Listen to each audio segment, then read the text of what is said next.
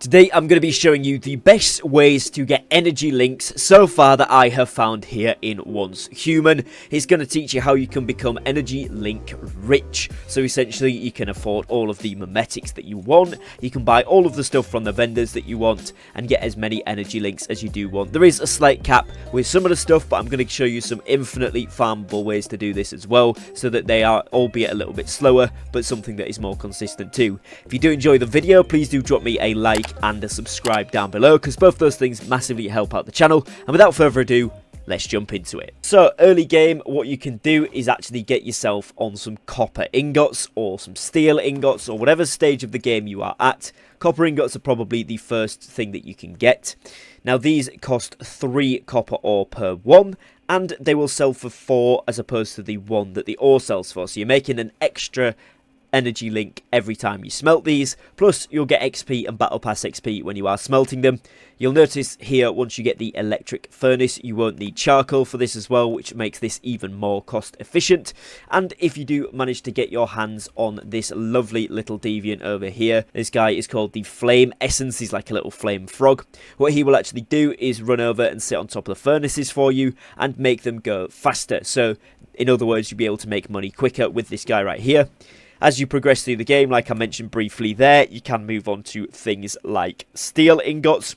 I wouldn't recommend aluminium or eventually tungsten when you get onto that, because they do cost acid in order to make them as well. So when you're crafting these, you're actually probably going to be making a loss, even though they actually make more money. If you've got a load of acid and you really want to, you could, but I would certainly recommend just sticking to the ones that just cost the resource, which is going to be the copper, the bronze if you're looking for tin and copper ore, or the steel here, which is just the iron ore. Now for those eagle-eyed ones, you will have spotted that I have access to the silver and the gold ingots. These ones require 30 ore for each craft, and they do take a fair amount of time each, 60 seconds per ingot, but these are going to be exceptionally good for making money. They're going to be about 6,000 for the silver ingots per and 12,000 for the gold ingots per to the traders. So you'll probably max out your trading limits pretty quickly with these if you have access to it. The way you actually get the silver and gold ingots is if you go over to the memetics tab and then go into the top left specialization thing here. What you will see is I have a perk called Precious Metal Refining, and this one unlocks the new formulas, which is for smelting gold and silver ores into ingots using the electric furnace. They can be sold for a large number of energy links, and of course you must have this in order to be able to do this. You are able to re-roll your memetic specializations if you want to here. I was incorrect in a video yesterday. I thought this was a different resource, but I've worked out today this is actually a more refined or more scarce resource that it costs you, and that is going to be this one here, the specialization cleanser. It allows specialization effects can be reset via the memetic specialization screen up to 5 times per season. Now the only way that so far that I have found to get these is by heading over to the season's goals, and of course picking one up from the first star that you get. So you'll see here you get one for the first star in the first season, you get one for the first star in the second, and I would imagine that this continues. That gives you your 5. So you don't want to be resetting these a lot unless of course you really want to, if you've got one that you don't think is particularly good, but it is going to be very, very expensive to do this, and it is still a gamble. Another thing that you can get, which I haven't actually got, but on the memetics specialization, again, if you're lucky with this, you can actually get combo chipsets, and that is another thing like the precious metal refining that you'll see that allows you to craft those, and those sell for 12,000 each as well. They're fairly cheap to craft compared to how much they net you, and again you'll max out very, very quickly on your weekly resets of the traders' money if you have this unlocked, or you know somebody that has. If you've got a friend or a warband member that has it, maybe they'll craft some for you and let you sell them, because to be honest they will probably be at the maximum reset for the week anyway if they have that. But this is going to be a absolutely hands down the best way to do it. Obviously, like I say, there is a trader limit there, so every 7 days that'll refresh, and I'll show you in a moment when I go to them, which is why I'm mentioning this first, and then I'm going to go over some methods that don't have a cap, as it were, as well. But yeah, generally if you've got the silver and gold ingots, or if you've got access to those chipsets, those combo chipsets, they're going to max out your money pretty quickly there. Now, if you are earlier in the game and you're wanting some nice ways to make money, you can head over to the stove, and what you can do, depending on what level of stove you've got, of course, it doesn't really matter, but you want to have fruit tea unlocked. Now, fruit tea, if we go into the memetics screen, you want to go onto the logistics screen here, then you go down from stoves into dishes 1, air drying, dishes 2, and that is the one that will allow you to unlock the fruit tea. Now, these sell for 45 energy links each, so that's what EL energy links, this stuff in the top corner. 45 each for these, and it's boiled water and sage that you need to be able to craft these. So it's actually not too expensive at all. Now, if you're on the electric stove, it's going to cost you 1 for 1. I do believe it might be more water if you're using a lower down tier, but don't quote me on that, I'm not 100% sure. Either way, it's around 1 or 2 waters and a plant. Now, at first glance, this seems like it's quite a lot of effort for 45. However, it's the yellow lotuses, which, if you've played the game at all and gone near the water that's not the sea, you'll know that these are literally everywhere. So you can go ahead, go down towards the nearest water source that is near your base, or near a teleporter, or a village, or anything like that, and you will see these in the water here. It's these sort of white, yellow-looking plants. If you go over to them, you can simply harvest them, and you get 1 for 1 on those, and that's all you need. And as long as you grab some of the water while you're here and boil it once you get back to your base, you'll be able to craft the teas as well. So that's going to be a really nice early money maker that requires no specialization. It is going to be a slightly more effort, but in general it's going to be something you can do for every single player, regardless of no RNG luck, nothing like that. It's going to be a consistent way to make money, so that's going to be a fantastic method there. It's worth noting as well, you can also use sage, bellflower, honeysuckle, scarlet calamus and coneflower for these fruit teas. So as you're going around, if you see any plants, pick them up because you might be able to use them in some cooking recipes as well. So once you've got what you want to sell, head over to any of the traders in whichever settlement you want to go to, and what you can do is go over to the sell tab at the top. This will bring up all of the items that you have available for you, and you can go across from materials to consumables to tools in order to sell these. Firstly, you'll see copper ingots here. These are worth 4 each.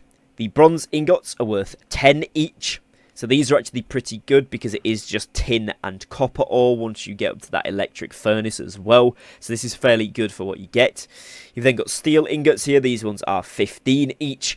And then, like I said, you have got the aluminium. Worth knowing that they are 30 each, but it's not really worth it in my opinion because of the acid that you have to use to make them. And it seems to me to be a waste of acid compared to just mass producing the copper, which is all that requires. Silver ingots, like I said, then they're going to sell for 6,000 each. And gold ingots are going to be a hefty 12,000 each, with, of course, if you have got the combo chipsets on there as well, those are also going to be 12,000 each.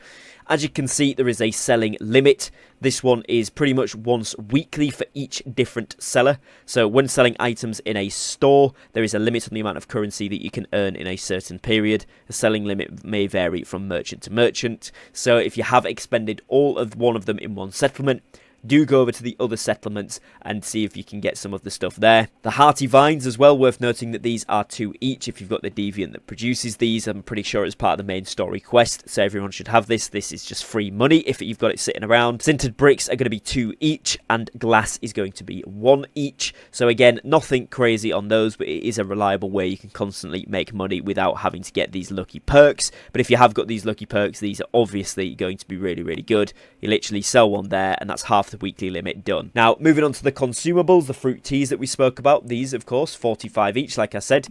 These are really, really good because if you do 10 of them, 450, it's a nice consistent way to make money, and it is going to require slightly more effort than some of the other stuff, but it's a really, really nice way to get a good chunk of cash. It's also worth noting that corn sells for 10 energy links each. Now, this is easily farmable if you head over to Maynard's Market and walk towards the dock here on where I'm wiggling my mouse on the map.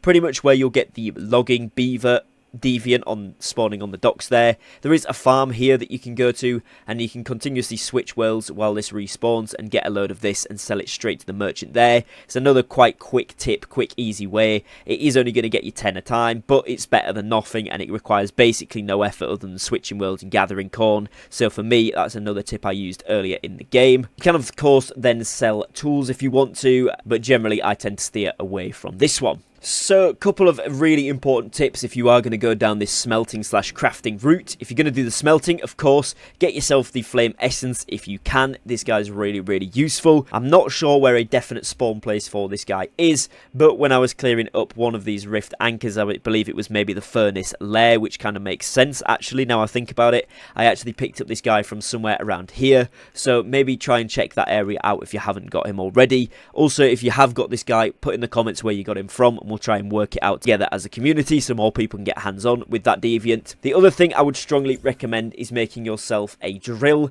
Electric drills regularly can be picked up from the Memetics skill tab, or if you've got a kind friend like I did, or somebody in your warband that will donate you one of these solar drills or make it for you in exchange for stuff, or you can buy one off someone's vending machine, then certainly get one of these. These are excellent if you read through the stats there. So the solar drill charges itself on sunny days, and the yields of copper ore, tin ore, iron ore, aluminium ore and tungsten ore are increased by 15%. Plus electric drill treasure hunter here, which says that enjoy plus 100% yield when mining for gold ore, silver ore and stardust ore with an electric drill. That is going to be crucially important because you're essentially doubling your earning capacity if you have the silver and gold ingot perk unlocked from the Memetic specializations like I do. So getting this solar drill for me was absolutely huge. Shout out to Azo for that, really useful, and so therefore now we can make a lot more money, which is fantastic. So if you can get hands on with one of those, also really helpful. Alright then, to round out the video, what can you do if you've maxed out all of your traders for the week and you are now waiting on a reset? Well, of course, pretty much completing any side quests and main quests will give you some energy links, as well as completing any tasks like world events that pop up. But you can also get these from clearing any of the POIs. If you go to these and completely clear them out, you will get some energy links for that, as well as XP. Then you have, of course, the bosses, which you can repeat these and go ahead and do them. Those will give you some energy links. And on top of that, the probably most consistent way to continuously get energy links is by doing the silos, so the dungeon type things that are in the game. Things like this securement silo here. These will give you energy links when you complete them, and you can run these back to back if you want to. And that is a great way to continuously and basically never-ending way to farm energy links up, albeit at a much slower rate than what I've just shown you with crafting and selling things. But this is going to be a more consistent way, and like I said, just generally going around and killing enemies, clearing POIs, all that sort of good stuff. Once you are done with all of that, then yeah, it's pretty much going to be the silos, and it's going to be repeating boss fights for the most part. So hopefully you have found this video useful and informative. If you have, please do be sure to drop me a like and a subscribe down below. Both of those things are hugely appreciated. And other than that, I will catch you again very shortly on a brand new upload. So take care and peace.